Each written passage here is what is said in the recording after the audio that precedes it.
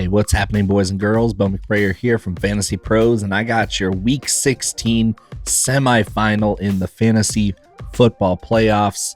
I got your waiver wire ads, top 7 of those.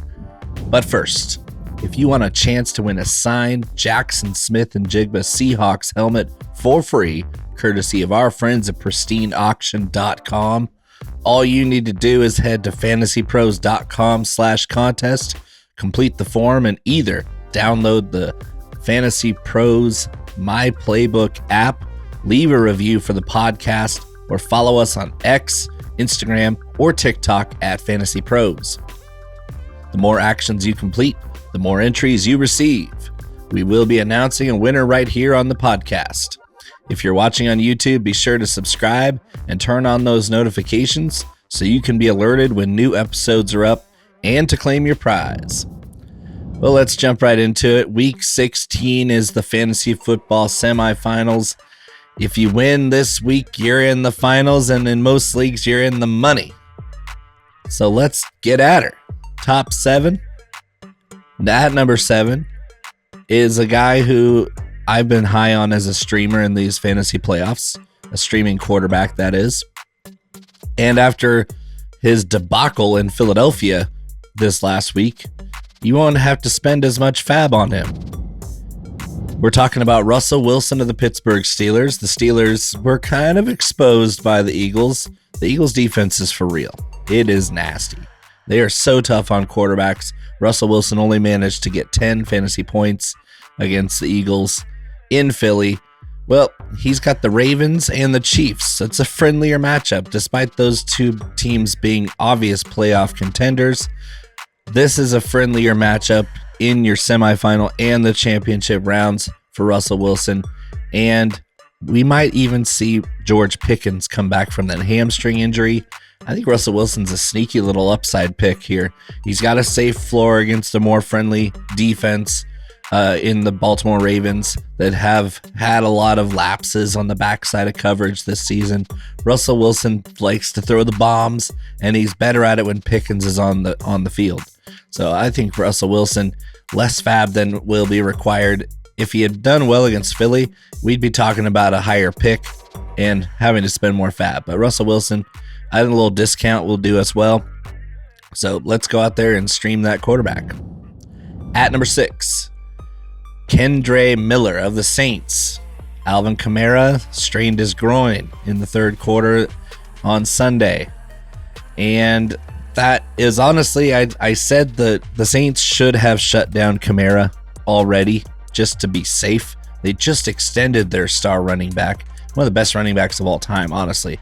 You stack up his career with Christian McCaffrey. Alvin Kamara's career, fantasy-wise, is better than Christian McCaffrey's, and that blows your mind, right? But Alvin Kamara's been paying the bills in fantasy for years. They don't need to risk it. Well, guess what? He goes out there and gets hurt, and Kendre Miller comes in and averages more than 5 yards a carry in a game that means nothing. The Saints' season is over. Everybody's hurt. Everybody's hurt. Kendre Miller, better player than was given credit for. He got hurt quite a few times his first 2 years in the league. Dennis Allen hated his guts. Dennis Allen on the food stamp line right now. I don't know where he is. He's not a good coach, and he obviously didn't think very highly of Kendre Miller, who is a superstar in the making. This is a great running back. If you watch this tape at TCU, the dude has skills. And although receiving is not his strong suit, I think he's got enough receiving upside, especially with Kamara out for probably the rest of the season.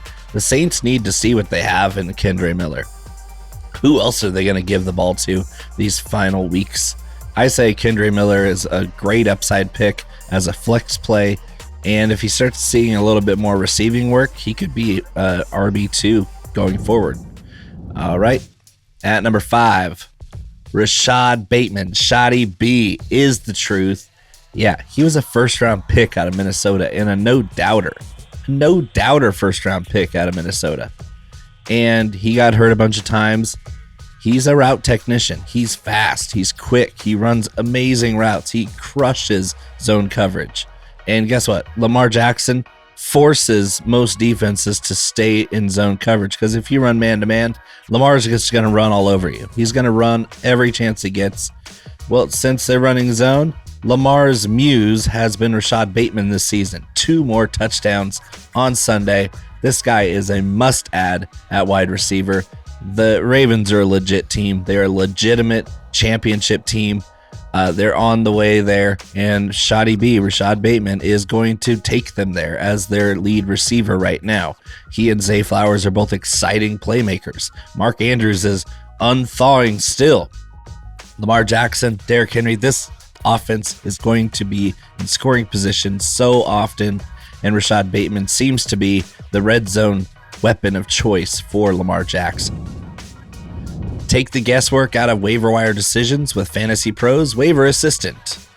Get instant analysis on potential moves from over 100 fantasy experts.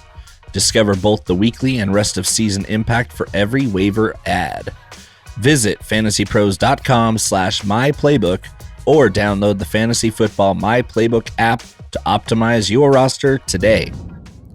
At number 4, I got to do a shout out to Northern California, Stone Smartt. And might as well shout out Old Dominion, the Monarchs.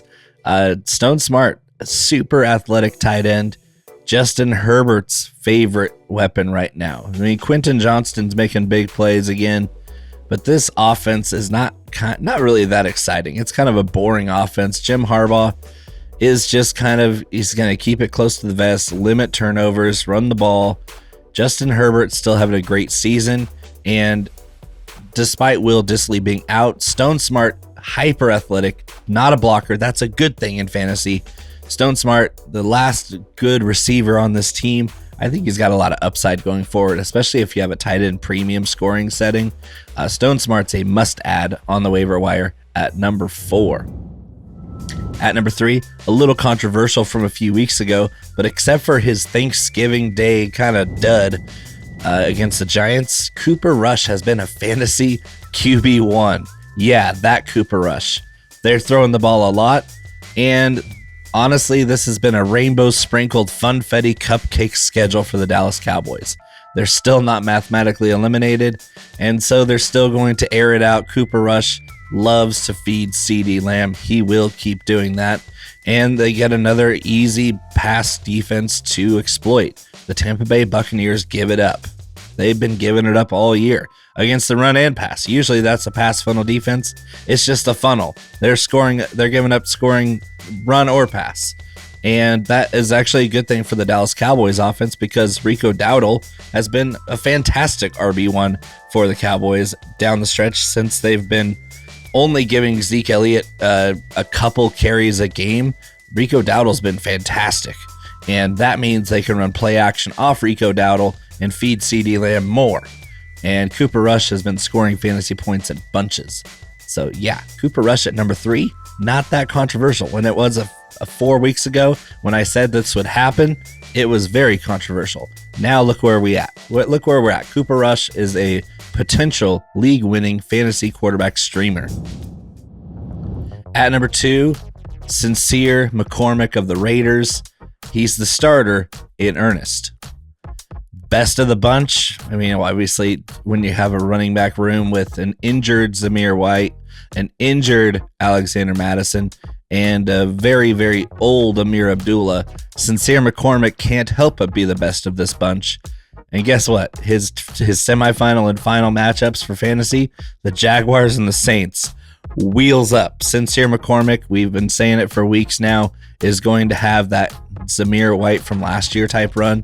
Antonio Pierce has already said McCormick has earned the starting role. He has. He has that wiggle, the shake. He has good lean. He runs with low pads. He's tough to tackle. And he's quick. He's not overly fast, but he's quick. He makes big plays. The Raiders aren't going anywhere. But the Jags and the Saints, ooh, those are juicy matchups for Sincere McCormick. I sincerely hope you add him off waivers if you can find him. At number 1, another running back, and a guy that I've been pounding the table for years to get more run. Well, he's got it going forward now. Jerome Ford of the Browns is number 1 because Nick Chubb, unfortunately, returned to play great story. We love to see Nick Chubb back on the field. Unfortunately, his return to form never really happened, and on Sunday he broke his foot and will be out for the rest of this season. That means Jerome Ford is put in there, and what does he do? He busts a 62-yard touchdown where he was pulling away from the defense.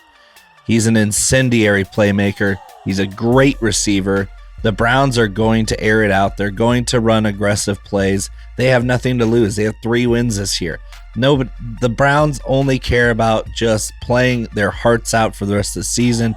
You love to see this 3-win team actually playing as hard as they are. Jerome Ford is a great running back, and he should get a lot of carries, a lot of receiving opportunity against the Bengals and Dolphins, who neither one are great run defenses. Neither one are great, especially great at corralling running backs who catch the ball out of the backfield. So I'm putting it down right now. Number 1 waiver wire addition for Week 16 is Jerome Ford, number 34 on the Browns. So go out there to the waiver wire and add you some Jerome Ford. Be aggressive with the fab. He's the kind of running back where you're going to want to slot him right into your starting running back slot. And let's hope you make it to next week. And for championship week, I'll be back here for one last hurrah with my top 7 for Fantasy Pros. Join me next week. Thank you. Have a good night.